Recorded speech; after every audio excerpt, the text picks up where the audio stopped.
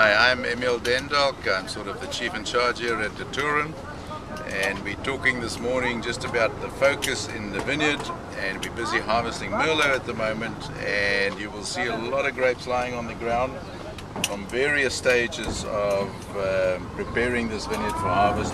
The last stage and the freshest grape you see on the ground would be the bunches that you will see over here, and you might see that the shoulders have been cut off. And those are the shoulders that usually sit on the top of the bunch, and they will ripen or be of higher acidity compared to the rest of the bunch. And because we want uniformity in the grapes, we will remove them off.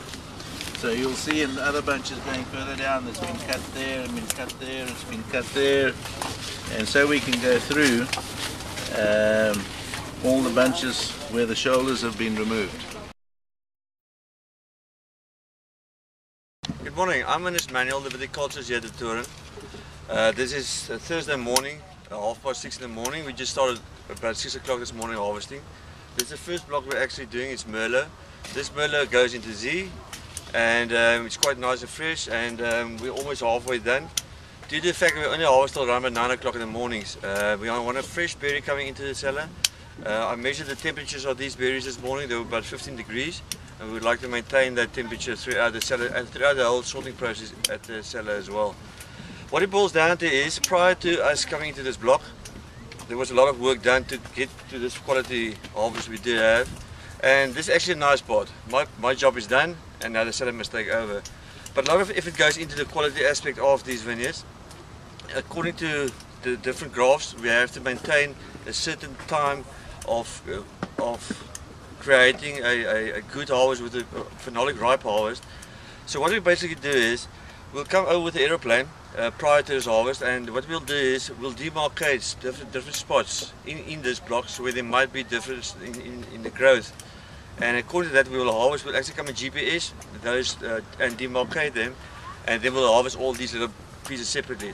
With this young vineyards here behind you, you can see the growth is beautiful. All the vineyards is exactly the same height, so it's optimal. So we can actually harvest here by clone and not by difference in soil types.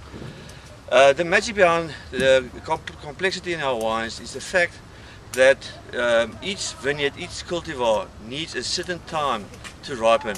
There's a graph that was developed by Professor Delvoye from France.